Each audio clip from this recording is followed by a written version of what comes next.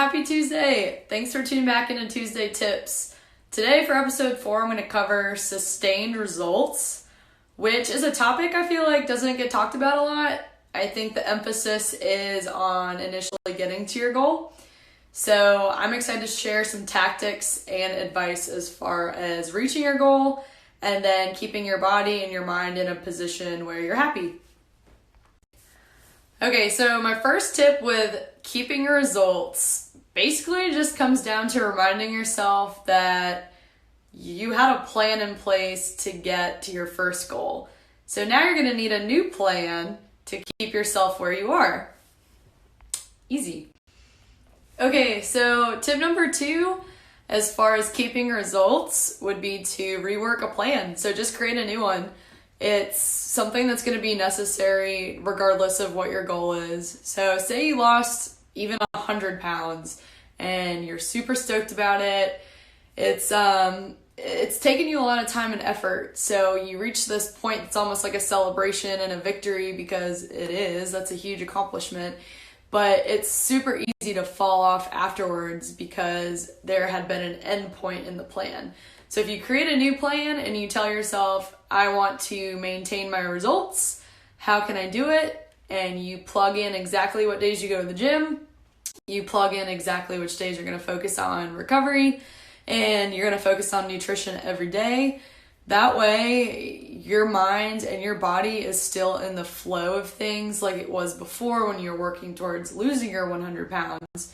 You're going to avoid any sort of yo-yoing and second guessing as far as what you're doing throughout your week and your routine. So I know it sounds like some crazy science, but creating another plan is always the best move after you've reached your first goal, even if your second goal is just to be in maintenance and maintain where you've gotten yourself.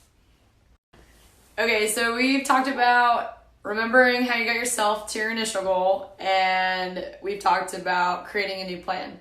So my third tip for keeping your results and avoiding yo-yoing would have to do with being consistent and also resetting your mindset.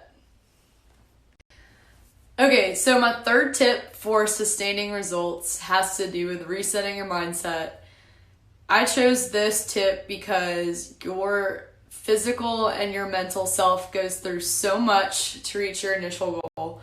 And really, I think the best perspective is just to tell yourself you're going towards a new level. So you've gone through an extremely stressful phase, no matter what your goal was, even if it was losing 100 pounds or if it was developing strength on your bench press. Regardless, you put yourself in a position where you were challenging yourself, you gave yourself a routine, and you did it. So telling yourself that this is just a new phase and you can continue to do this because you already have, I think is key. And as far as consistency goes, you're just being consistent with the things you already were.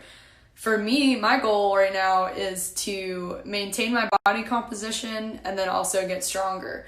So I'm not necessarily freaking out and telling myself I have to do all of the things again. I'm reminding myself that all I need to do is track my food, strength train consistently, recover, and focus on also just like my happiness and mindset in general.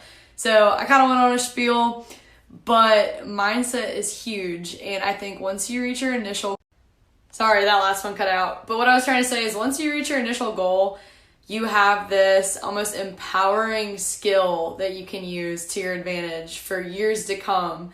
So whatever your goal is in the future, you just have to remember how you got there. You have to create a new plan, and then also you have to be consistent and just think of it as a new phase. And that's why I love fitness. There's always new phases. So I hope you guys enjoyed this episode for sustained results, and shoot me a message if you guys have any questions.